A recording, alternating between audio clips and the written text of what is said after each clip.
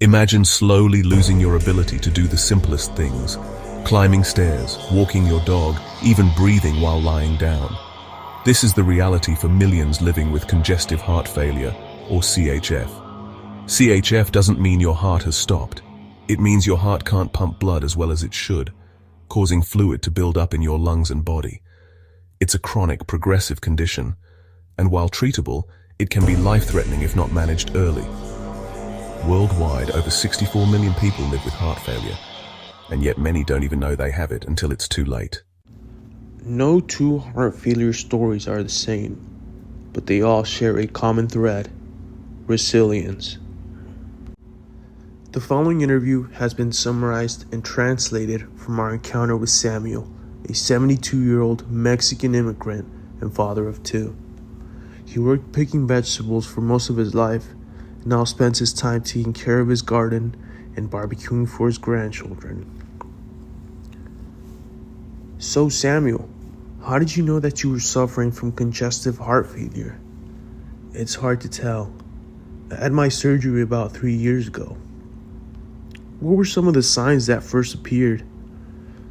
I had always been a hard worker. I picked fields and stocked them for over 35 years, and I was always fit and never had any problems doing my work.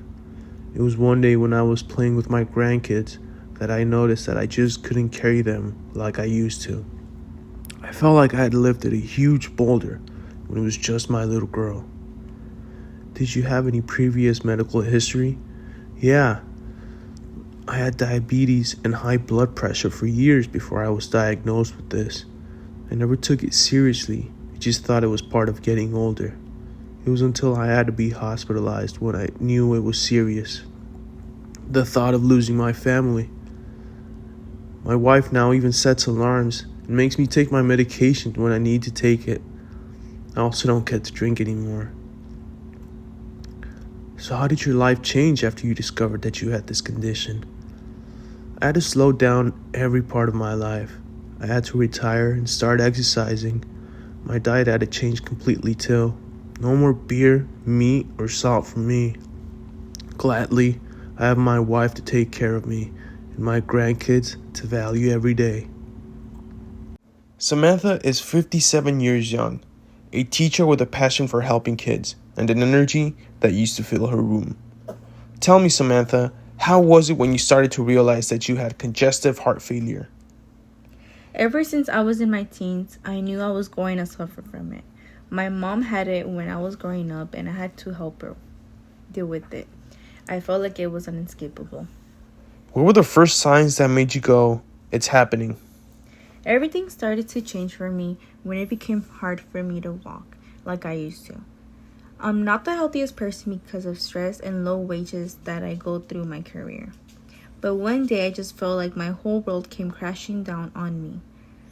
I felt like I just finished an entire marathon by the end of the day just by teaching my class. My legs became very sore and it started to swell. It all went down here after that. I'm very sorry to hear that. How did you find the strength to keep going? It wasn't easy. Each day it was a struggle. But being around my kids and seeing them grow every day made it all worth it. I knew I had to change here for them. So I started eating healthier, walking in the evenings. It just wasn't enough though. What happened? It's still hard to explain at this point. It happened a few months ago, after my 44th birthday. I had seen doctors about my condition, but this felt different.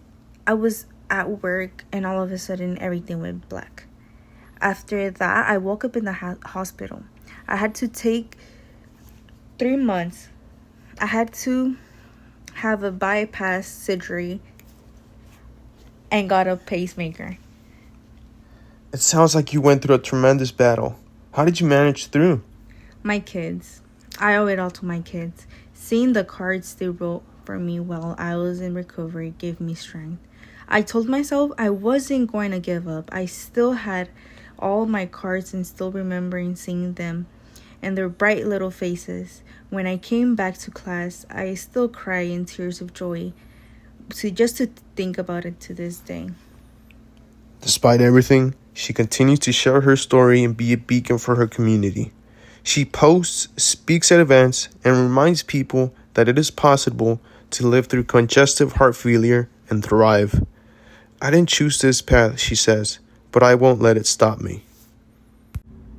Congestive heart failure does not just affect the heart. It also affects lives, it slows routines, changes relationships, and alters dreams. But in the face of fatigue, fear, and uncertainty, these patients and their families show us that resilience not only comes from within, but also from the people around us.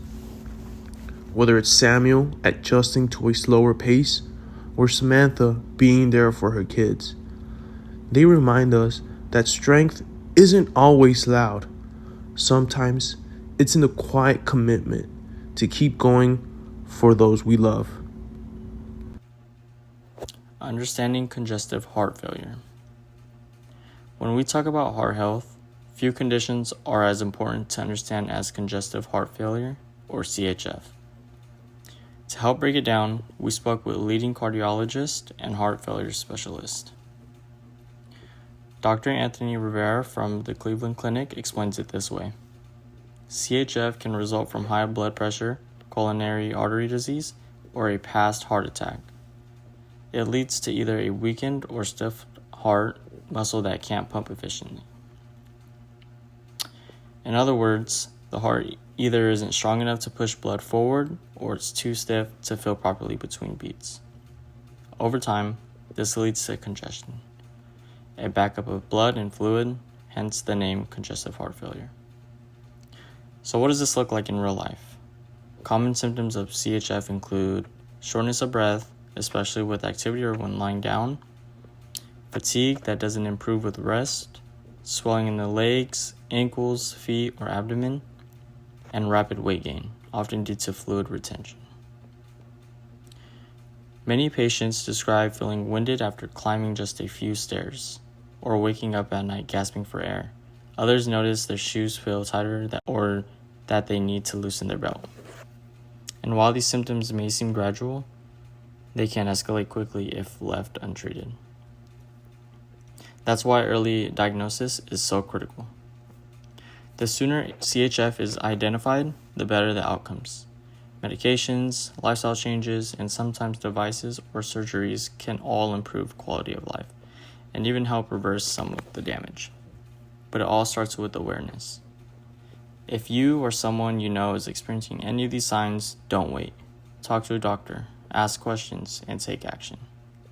Your heart, quite literally, depends on it.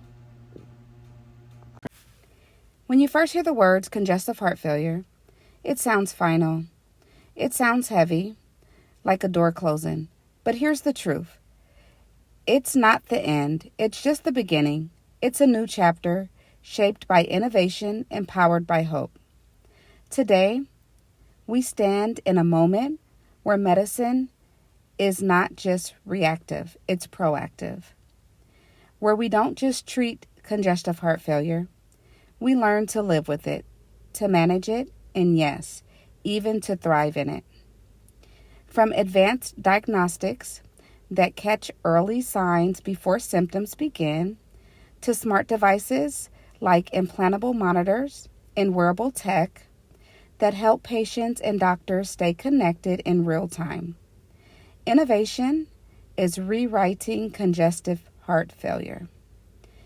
We now have therapies that improve heart function, not just to prolong life, but to enhance the quality of life. Dignity Health apps remind us to take medications, track sodium intake, and even detect subtle changes that can prevent hospitalizations. But beyond the tech and treatment, there's something more powerful, and it is hope. Hope is in the nurse who calls to check in after a rough week. Hope is in the patient who walks a little further than they could have last month. And hope is in the families who learn, adapt, show up day in and day out.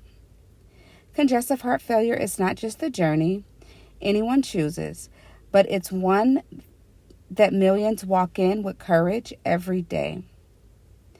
And that courage deserves more than sympathy. It deserves progress. It deserves innovation. It deserves a future where no one hears heart failure and loses hope.